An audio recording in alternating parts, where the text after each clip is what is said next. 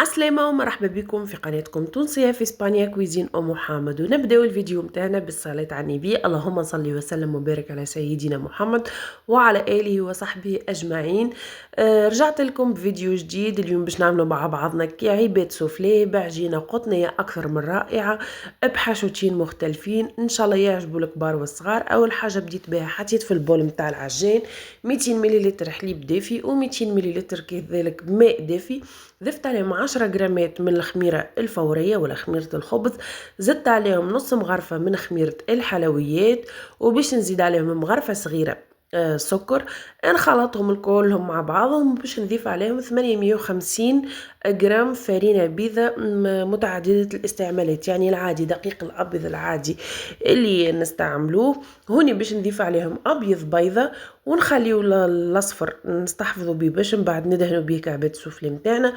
بطبيعه الحال ما تنساوش الملح، وهوني نحطوها تتعجن. على فكره تنجموا تعجنوها بيديكم، ودوبا ما تتلم عندنا العجينه نضيفوا عليها 30 مليلتر زيت زيتون. نعتذر انه المقطع ما تسجلش.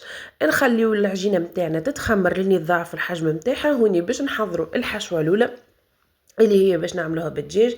حطيت كعبه بصل متوسطه الحجم مقطعه مربعات، زدت عليها الدجاج مقطع حتى هو كيما الدجاج نتاع الشاورما ولا سكالوب المفيد، هكاك يكون مقطع شرائح. نخليوهم يتقليو مع بعضهم تويكا باش نبداو نفوحوا. حطيت الملح باش نزيد عليه الاوريغانو. هوني عندي تبلو كرويه زاده شويه فلفل مهروش باش نضيف عليه الفلفل حلو حتى الكركم. نخلطوهم الكل مع بعضهم ونخليو الدجاج والبصل متاعنا يتقلاو. النار تكون متوسطه ما تكونش قويه، وديما نحركوا باش القطع متاع الدجاج باش ما يلصقوش في بعضهم. هوني خيرت اني نضيف له صويا صوص، راهي تعطيه البنه على الاخر للدجاج وما تكثروش، سيرتو كي تكون مالحه. زدت هنا قصيت كعبة شامبينيون ضفتهم على الخليط متاع الدجاج، شوية فلفل أخضر وأحمر. تنجموا حتى تبرشوا قرع ولا سفناريا وتحطوه مع الدجاج. صايي هوني الخميرة متاعنا العجينة سامحوني خمرت وتضاعف الحجم متاعها، والحشوة متاع الدجاج خليتها أعلى جنب تبرد كيما تشوفوا فيها ما شاء الله الألوان تشهي. تويكا باش نبداو نشكلوا في كعيبات السوفلي متاعنا. هنا نقطعوهم قطع متساوية. ما شاء الله الكمية متاع الفرينة تعمل لكم الخير والبركة. هوني نكعبروهم هكايا بالطريقة هذه، والبلاتو ولا الحاجة اللي باش نحطوا عليها العجينة ترتاح نرشوا عليها دوبلاش الفرينة ما تبالغوش باش ما يبدلش القوام متاع العجينة. هوني باش نحضر الصوص. حطيت مغرفة هريسة وشوية صوص طوماط اللي هي صوص بيتزا، وفوحتهم بشوية اوريغانو وشوية زيت زيتونه. وغاديكا حضرت الجبن تويكا باش نبدا نحل في كعيبه السوفلي متاعنا. كيما قلت لكم حتى ولو ترشوا الفرينه ما تبالغوش باش ما تبدلناش القوام تاع العجينه. نبداو نحلو فيها هكايا بشويه بالقلقال ولا الحلال. العجينه ما شاء الله تطاوع وقطنيه. بالنسبه للسمك هكايا كيف ما تشوفوا فيه.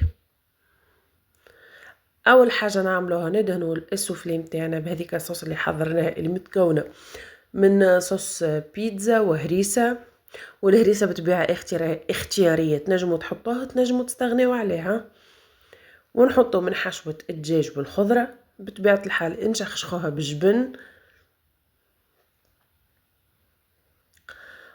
ونتويوها على 2. نسكروها مليح بالفرشيطه باش ما تتحللناش كعبه السوفلي متاعنا في الفور. ونحطوها في البلاتو متاع الفور اللي يكون فيه ورق الزبده، والفور اكيد قاعد يسخن على 180 درجه. هوني باش نزيد نعمل معكم كعبه اخرى نحلوها بالطريقه هذية.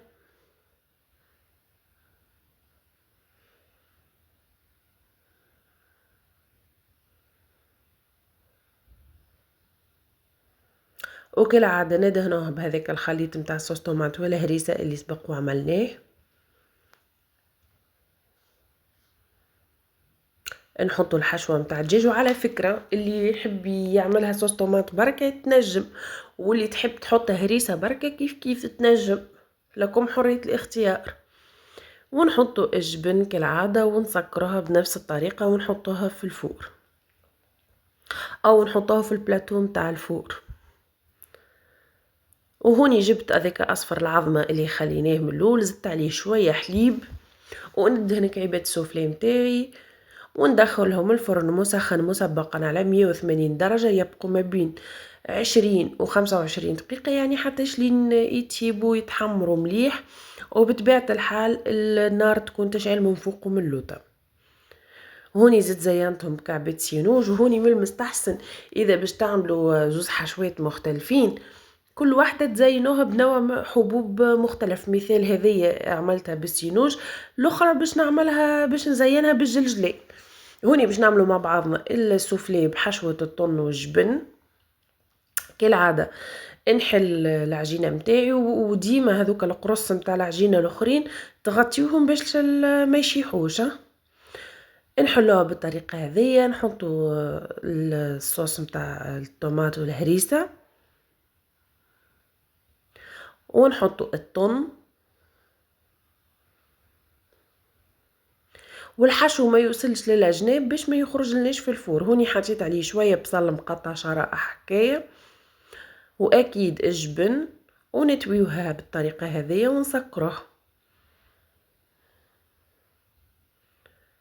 وكما قلت لكم من الاول باش ما نغلطوش، اللي بالطن عملت لهم الجلجلان واللي بالدجاج عملت لهم السينوج. وهذا السوفلي نتاعنا بعد ما طاب وخرجته ما نحكي لكمش على البنه وهك الريحه وهك الطراوه اللي فيه، نودكم وما نشهيكم. وطو ما بقى لي باش نقول لكم ما تنساوش تسجلوا الوصفه عندكم ونتقابلوا في وصفه جديده ودباره جديده وبسلامه.